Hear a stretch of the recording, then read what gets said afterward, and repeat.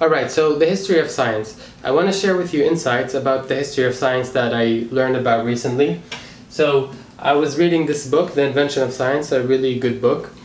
I wanted to read this because I was reading another book called Sapiens about history. And the reason why I want to learn about history is that I'm trying to look for insights about how things came to be.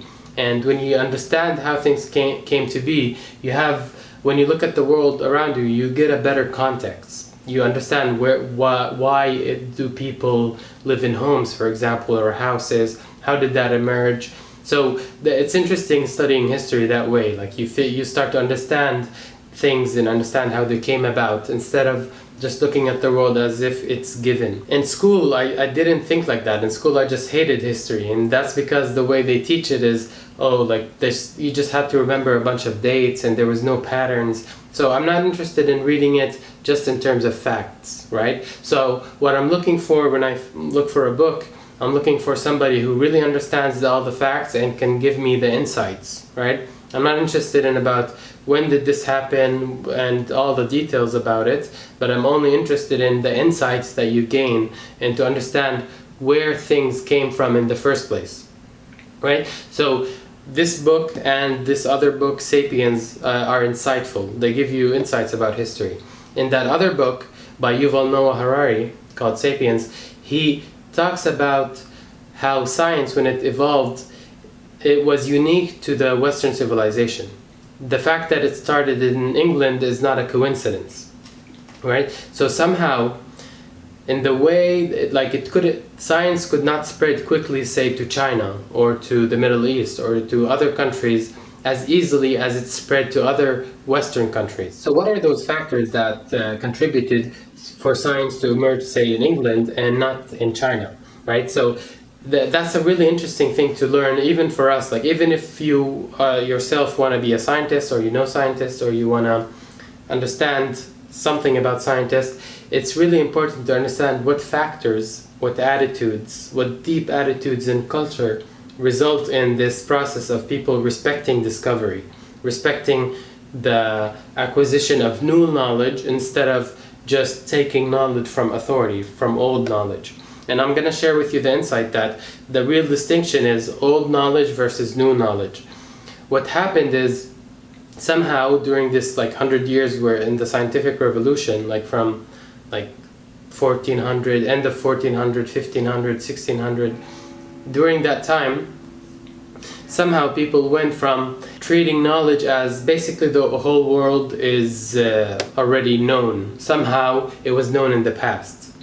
Right? That's something you would not expect, that when people know very little compared to what we know now, they actually thought that everything was known. They were not trying to gain new knowledge. So that's a key point. In order for you to start to appreciate and get new knowledge for yourself, you have to understand that you don't understand. You have to understand, appreciate, respect your ignorance. You have to really understand that the world is not completely known. Basically, not everybody doesn't know what exactly the world is. We're all winging it. We're all making up. We're making up theories. We're trying to verify them. So humanity as a whole, the wise ones, the dumb ones, everybody, we don't have collectively a complete understanding of the world.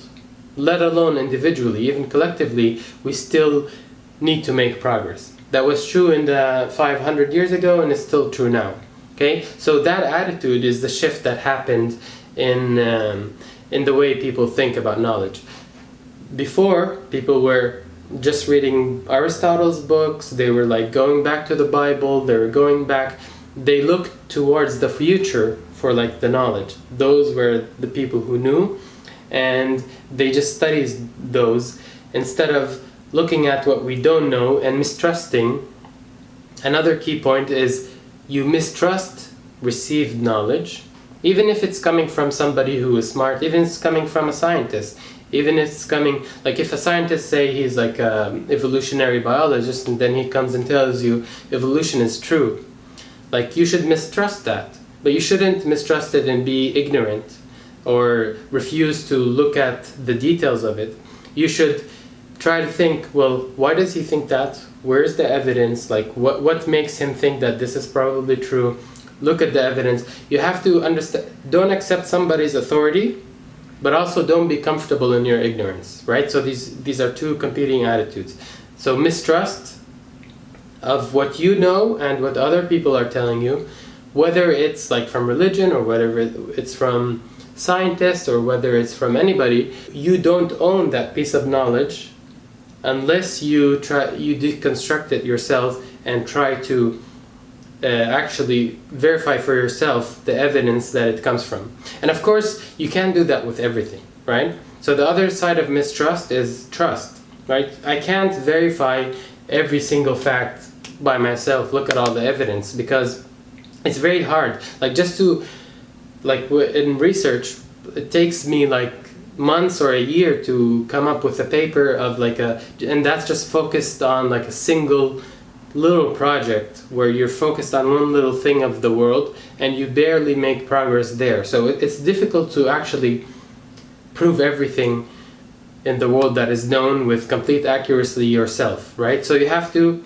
that's where you have to rely on trust. But then there's another one of those. You have mistrust on the other side that you should have from received knowledge, and you also should have a sort of trust in people, and you have to balance these, right, in order for you to be able to move in the world, right? But you always have to remember that if you just took something based on trust, you have to remember that you can't treat that as your piece of knowledge, right? So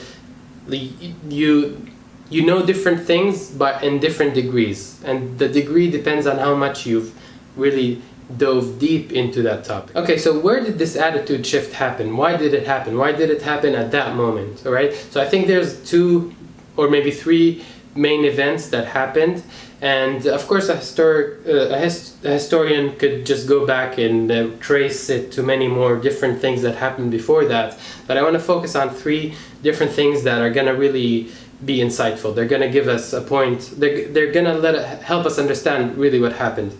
The first is the discovery of America. That actually changed how people think, because again, like we said, in the people, when they looked at the past, well, the Greeks said like the world ends here, or like they had like places they said where the world ends. Like there's, I don't remember the exact mythology, but there was something where, you know, that was supposed to be like where even Hercules didn't go or something like that. So there was like the end of the world, right? And so the world, people treated everything as known, right? Nobody tried to do maps or things like that because everything was mapped, right? Everything was there. Like people knew or assumed that, you know, the world is the world, and they didn't try to explore. But somehow somebody discovered a new continent, right? This is a big deal. And who discovered that new continent? It wasn't like philosophers, it wasn't theologians, it wasn't people sitting in a chair, it was actually sailors, right? So this is another shift that I'm going to talk about in a little bit, how the hierarchy shifted from like theologians, philosophers, mathematicians to technicians, and that hierarchy got inverted. Like now people on the ground or people in the sea are the ones making the discovery, not people sitting on chairs, right? So this is where people started to respect experiments more, experience more. So that's another theme in science, that you start to respect experience. And experience is the thing that allows you to discover a new continent, not just thinking and doing nothing, right? So that's a key theme. Right, so when you discover this big new continent, and people start to increase their mistrust of the old received knowledge because it was wrong, right? And they start to respect more their experience, right? And this is actually around this time is where the word discovery started to emerge. People actually invented or discovered this word. It's a thing where you discover knowledge that was not there before, that nobody had, nobody knew. Like people did not use that word a lot. People were not looking for the new frontier all the time. So this is a newer concept that emerged because maybe people got shocked into discovering this whole new continent. And some people were saying, like, I want to discover a new continent in medicine, a new continent in astronomy. Like, they started to want to discover new continents of the mind, right? Another sort of shocking experience or event that happened that also caused people to stop trusting the past is Tycho Brahe. He's an astronomer. He's a very good observational astronomer for his time. So he was observing stars, and he documented a supernova explosion. Supernova explosion is when a star explodes at somewhere near the end of its life, and it produces so much radiation that for a brief time it outshines its entire galaxy. And that, you can see that event as like a star, right? A star that appears. And again, Aristotle said the heavens doesn't change. The heavens are fixed, right? So the Greeks thought everything's fixed. Now you document a new event in heaven or in the heavens, and something new happened and then disappeared. So people again started to say, well, let's trust experience more, not received knowledge. Okay, so that's another thing. Another factor that contributed, I think, is the printing press. People were able to communicate with each other. Like, in order to do science, for it to start to get going, you have to have previous knowledge that's like established. So in order to establish that, you sort of need to print it and distribute it, so that everybody knows what's already established, right? So if you want to come and do something new, and that's another theme, in that people are trying to be the ones that are discovering the new things, right? That's another theme that is important in science. It's like some sort of selfish aspect to it, or egotistic aspect, where Newton was fighting with Leibniz to say that, no, I discovered calculus, no, you discovered calculus. So everybody was trying to be the one who is trying to claim the new discovery. You want to plant the flag at that new discovery. So to do that, you needed to know what's established, right? So that people have a common body of knowledge, and then people can print and publish quickly, relatively quickly, a new idea, and spread it around, right? And so once that new idea becomes accepted, then it becomes part of the body of knowledge. Sometimes you might look at this body of knowledge and say, no, this part of it is wrong, and modify it, and then print it.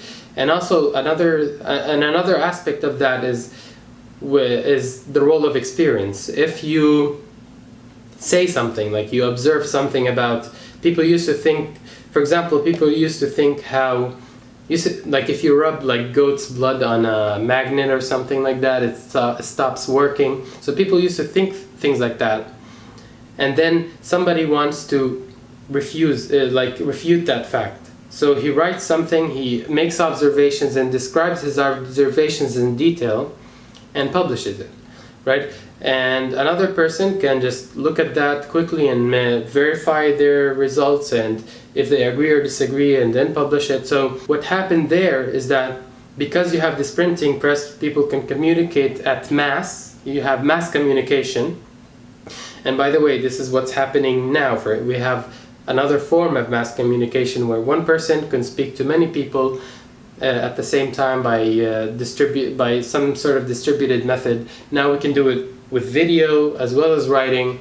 We can do it much faster. So we think of how many revolutions that are going on right now for us. Like, for example, think how many 100-year revolutions are happening right now that we're not even aware of, right? So what we have is like a very uncertain time, because just changing the way people communicate or things or technology makes a lot of changes, and makes a lot of 100 or 20-year revolutions that we are not even aware of, right? So maybe somebody in the 15th century didn't know that they didn't know that a revolution was going on, but it was going on, and it was because of this mass communication happening. That was one of the factors that affected things, because people can now basically somebody's words, when they make something about when they discussed an experiment they made, other people can look at the evidence and treat it as a court of law. Now we have like a big court of law where people examine the evidence and things like that. And that's how the word fact started to appear. People did not have the word fact before, like the 1400 or even after that. People did not use that word.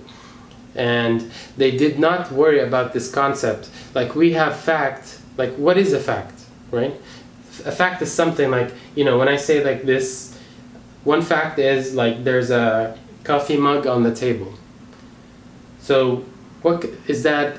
Is that a thing in the real world, or is it a statement, right?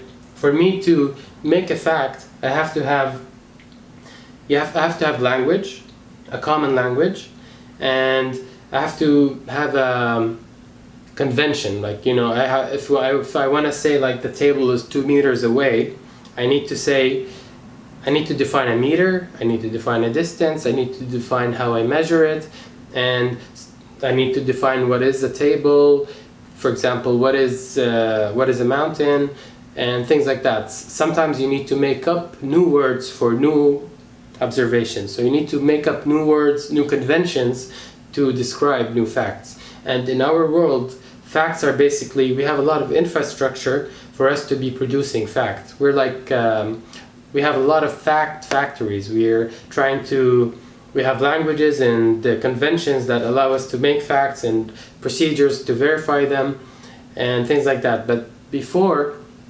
people didn't really have this systematic, they didn't have this thing called fact. They talked about phenomena, observations, and the way that you establish these is through authority. Like maybe you look at other people's opinion, you look at religious authorities or some sort of wise people, like you look at authority, but you did not, like in this book, how he says it is that facts, it's like a linguistic tool.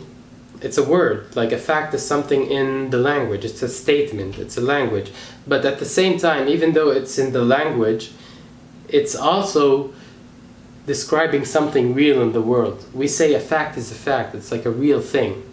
But, you know, so the fact is a combination of language, it's something that we're saying, it's convention, it depends on culture, but it's also somehow has a foot in the real world. So it's something that has one foot in the subjective world or in the cultural world, one foot in the actual real world. So the way that it's described in this book is that a fact is a linguistic tool that ensures that experiments win over opinion and authority. It was actually used politically in the past, so that people say, if you're trying to question the authority of the Pope, you start to make up this concept of, well, if the Pope says this is true, but you know, it's clearly not true. Like you can say it's here, like we can see the cup is on the table. He can say it's not, but it's like clearly it's there, right? So that concept seems very simple to us, but it wasn't that simple in the past, because people did not have this notion of saying like it's a fact, right? They couldn't say that, but the fact is a tool it's a linguistic tool maybe. At least that's what is described in the book. So it's sort of a linguistic tools that makes sure that we can make the statement that experiments, evidence wins over received authority. Okay, so I hope this was insightful. I'm very much enjoying learning about this, and see you next time.